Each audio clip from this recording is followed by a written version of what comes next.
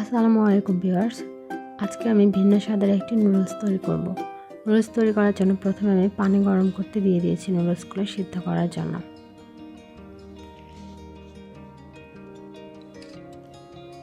এখানে আমি নিয়ে নিয়েছি কিছু পরিমাণে পাস্তা। আমি 2 ধরনের পাস্তা নিয়েছি, আপনারা আপনাদের ইচ্ছা মতো নিতে পারেন।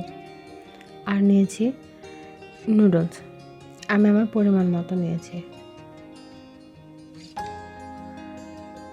পানি ফুটে এলে এবার আমি প্রথমে পাস্তাগুলো দিয়ে দিচ্ছি, কারণ পাস্তা সিদ্ধ হতে সময় বেশি লাগে।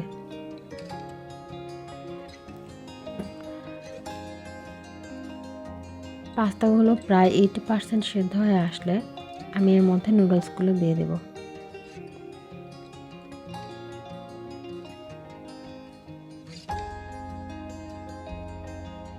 ঢাকনা দিয়ে ঢেকে এটাকে আমি সিদ্ধ করে নেব।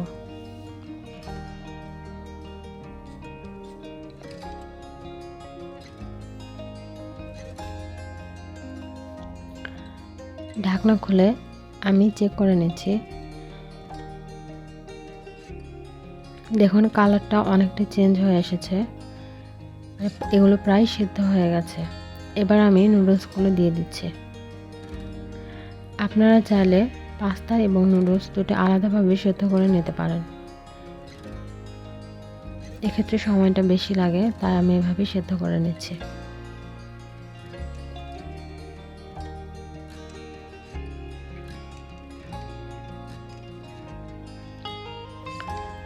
এবার আমি ঢাকনা দিয়ে ঢেকে এগুলো ভালোভাবে সিদ্ধ করে নেব।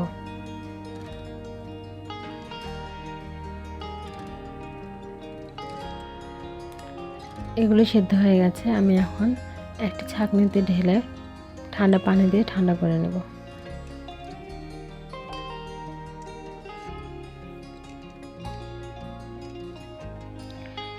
আমি চুলাতে একটি কড়াই বসিয়ে কড়াইয়ের মধ্যে তেল দিয়ে দিয়েছি। প্রথমে আমি দিয়ে দিচ্ছি পরিমাণ মতো পেঁয়াজ কুচি।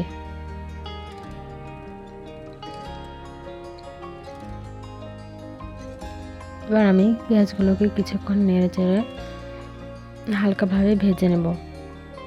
খুব ডিপ করে ভাজবো না, তাহলে নুডলসটা খেতে ভালো লাগবে না।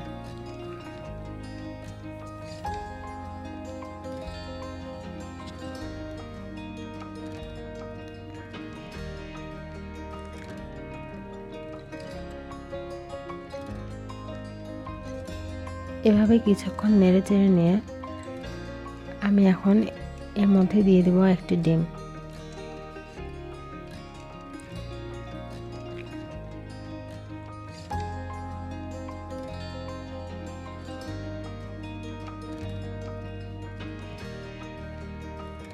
আমি ডিমটা ভেঙে দিয়ে দিচ্ছি।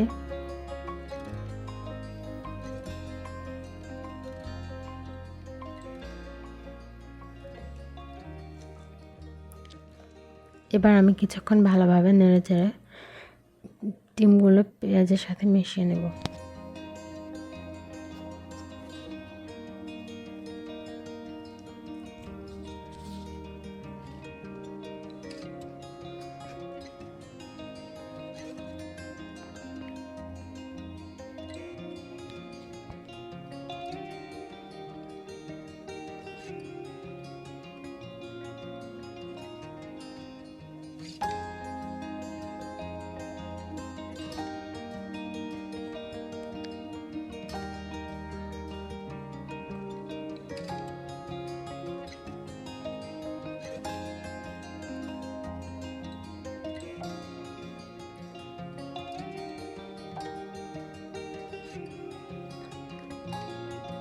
কিছুক্ষণ ভালোভাবে নেড়ে চেড়ে নিয়ে এবার আমি দিয়ে দিচ্ছি কাঁচামরিচ কুচি।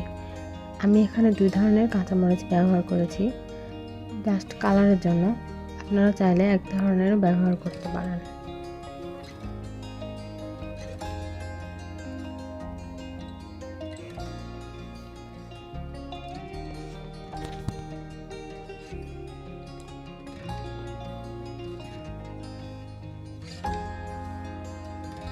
এবার আমি নুডলস এবং পাস্তাগুলো এর মধ্যে দিয়ে দিচ্ছি।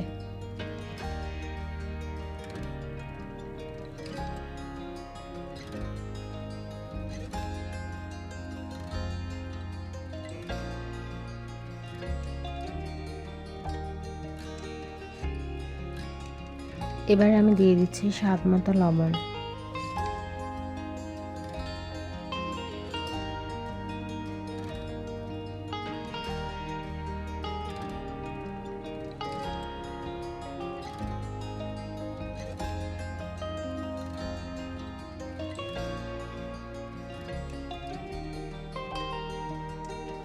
এবারে আমি দিয়ে দিচ্ছি ম্যাগি মশলা। এটা বাজার থেকে কিনে পাওয়া যায়।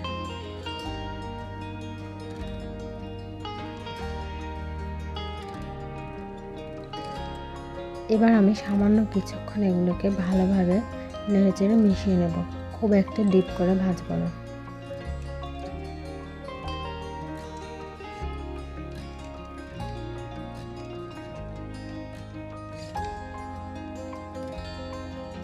এভাবে হালকা হাতে নেড়ে সবগুলো উপকরণ একসাথে ভালোভাবে মিশিয়ে নিতে হবে।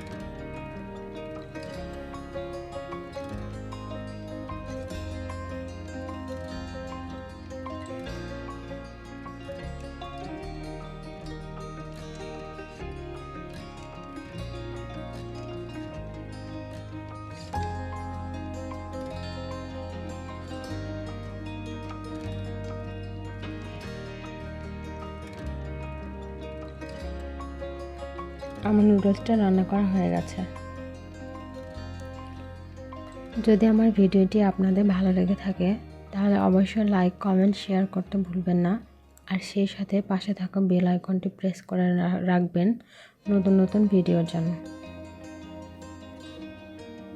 সবাইকে ধন্যবাদ।